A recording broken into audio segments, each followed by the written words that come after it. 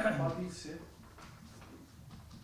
se një nga zërat kryesor të komunitetit të biznisit, si mbas ligjit për fondën ekonomike, por edhe organizata tjera përfaqësuese të komunitetit të biznisit,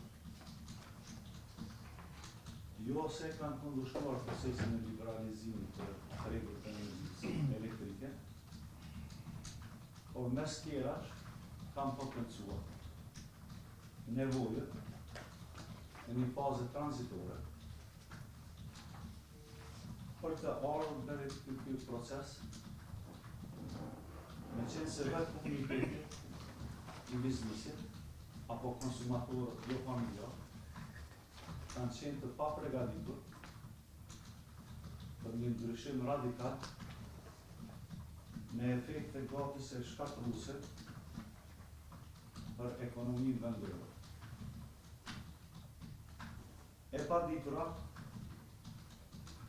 me fortësi dhe refuzim të paarsyetuar administrativ dhe ligjor,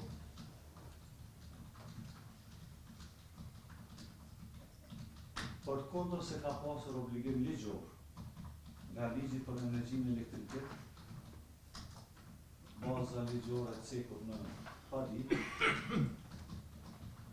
ka shkelur ligjin dhe këtu vjen shprehje paligjshmëria e procedurës së ndjekur nga e paditura, në qenë se njëjta ka pasur obligim dhe detyrim ligjor të kryer një analizë të konkurrencës reale në sektorin e energjisë elektrike. Këtë nuk e ka bërë. Dhe nuk e ka bërë me vetë dije të plotë, duke shmangur detyrimin ligjor dhe krijuar pavure ekonomike për një operator privat si Kesko dhe disa operatorë tregtar të tjerë të licencuar së fundit për të kamufluar kilse konkurrencën reale në treg. Por kjo konkurrencë reale në treg provohet nga të dhënat publike se nuk ekziston fare. Pse e themi këtë nuk ekziston fare? E themi se këta operator tjerë të licencuar nuk garantojnë furnizim në energji elektrike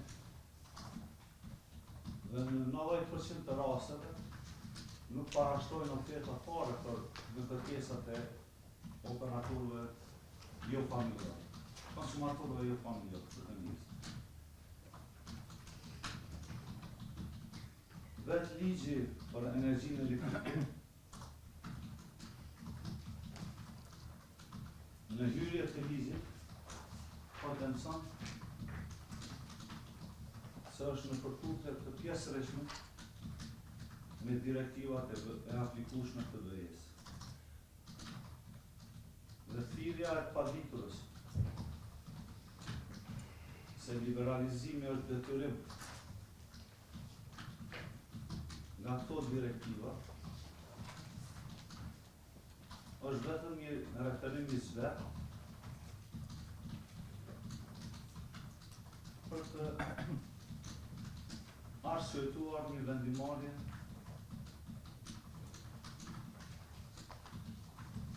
të marrë nga zërejt. Po kaloj shkurtimisht të argumentet juridike, mbi të cilat bazohet padia e paditësit.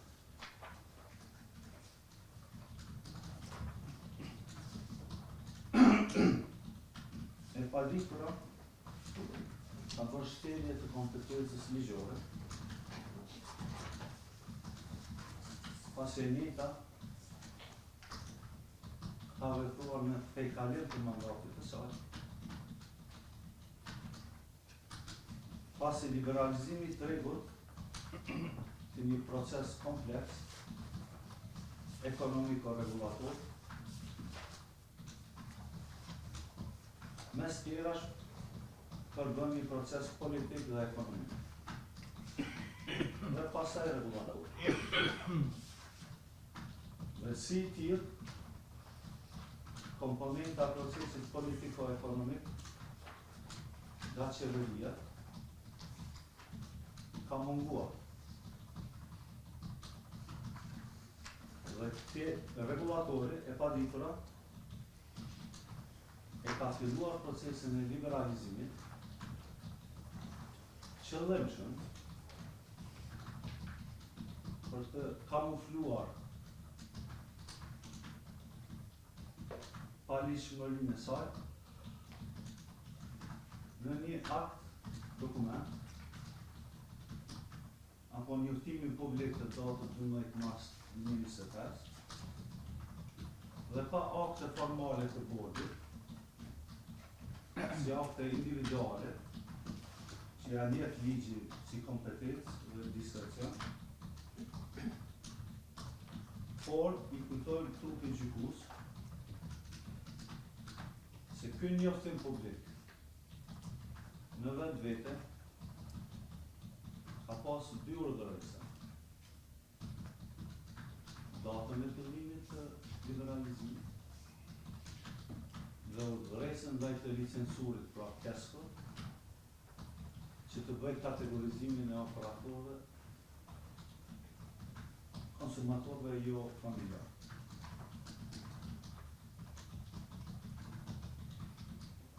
Pse ky akt i njoftimit në lexim të ligjit dhe Kushtetutës së Kosovës përbën një akt real administrativ, mjafton të i referu në linjëve 44 dhe 69 të LKK-s, pasi ky njoftim për konsumatorët jo familjar ka përduar efektet me njëhershme juridike dhe detyrime për të licencuarin KESCO. E potencova edhe në hyrje se këtij njoftimi dhe gjithë procesi parapris disa vjeçar i ka munguar një element krucial dhe detyrim ligjor, konsultimin dhe analizën nga autoritetet e konkurencës.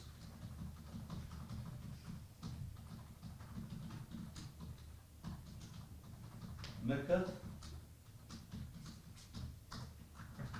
e paditura ka shkelur parimin themelor atë të proporcionalitetit dhe transparencës, pasi që pose edhe i referumi përgjigjes në pari të paditurës, e njëjta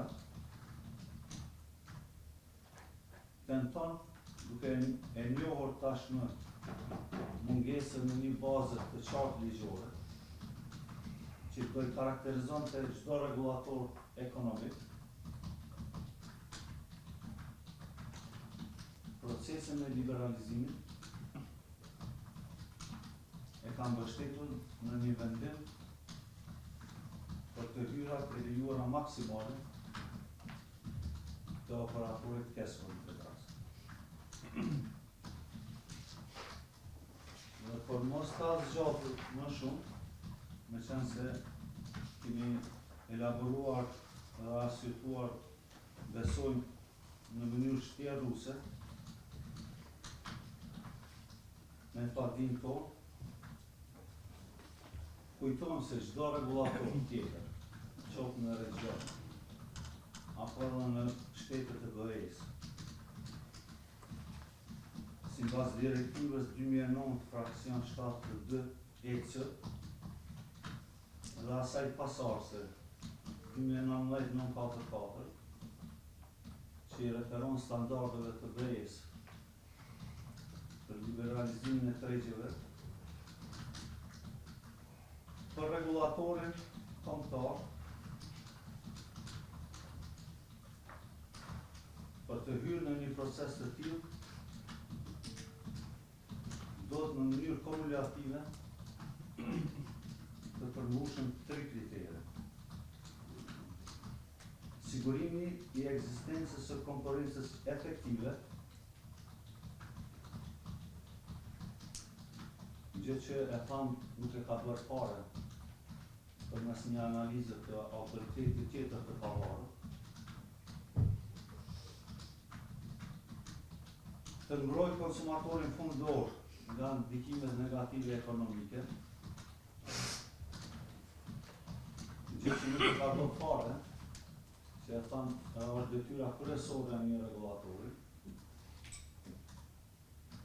dhe të garantoj qasje të barabartë dhe jo diskriminuese. Në përfundim të shqyrtimit, në emër të ZRE-s, duhet të theksoj edhe një herë se padia e parashtruar nga Orda Ekonomike e Kosovës është e pabazuar në listë dhe në fakt.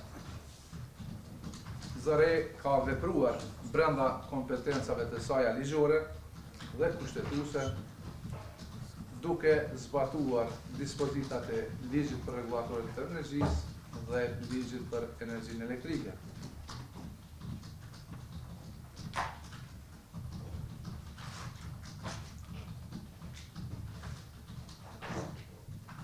Udhëzuesi për liberalizimin e tregut dhe plotësim ndryshimet përkatëse erit e kësaj kanë pasur karakter tranzitor dhe funksion udhëzues, duke përcaktuar fazat, kushtet dhe afatet për liberalizimin gradual të tregut të energjisë elektrike. Ky udhëzues ka shërbyer si instrument orientues për zbatimin e dispozitave ligjore. Ka përcaktuar që duhet hapet tregu. Edhe disa konsumatorë, përfshirë konsumatorët komercial, duhet me dorë në treg. ZRE-ja për hir të procesit, situatës, matjes, vlerësimeve që i ka bërë, ka nxjerrë një udhëzues për hapjen graduale të tregut, sepse ka qenë problematike në atë kohë. Nuk është përvojë që e ka bërë ZRE-ja veç pse u ka tek. Po përvoja ka ndodhur në shtetet e zhvilluara, përfshirë edhe në shtetet e rajonit. ZRE-ja është institucioni i fundit, ose shteti i Kosovës është institucioni i fundit që ka vepruar për hapjen e tregut. Gjitha veprimet janë marrë në përputhje me legjislacionin primor. Udhëzuesi ka pas për qëllim me kriju mundësi që me shku në mënyrë graduale, fillimisht me dalë nivelet të tensionit që i them na, 220, 110, dhe mandej me dalë në tensionin 35-10-04, sepse me shku në faza graduale. Për atë arsye, në disa raste është shtyr, edhe me kërkesë të palëve, e të cilat i kenë edhe në përgjigje pati, edhe me kërkesë të Komisionit për Ekonomi, edhe në kërkesë të ODA-ve. Mirë po, pas vlerësimeve të rrethanave të fundit, pas pandemisë, edhe krizën energjetike, janë kriju kushtet që duhet me dalë treg. Dhe tregu duhet mu funksionalizu. Kjo është çështja. Ne nuk kemi kundër asgjëje, por thjesht duhet me zbatu ligjin për ata jemi të tillë. Edhe ligji i rregullatorit, edhe ligji për energjinë elektrike e potencon sakt. Çdo veprim që merret duhet të njoftohet sekretariati i Komitetit të Energjisë. Është mekanizëm evropian që duhet më përmbajt. Sekretariati me të drejtë ka thënë që veprimet e ZRE-s janë të drejta, edhe pse janë të vonuara, se procesi për liberalizimin e tregut duhet me ndodhur.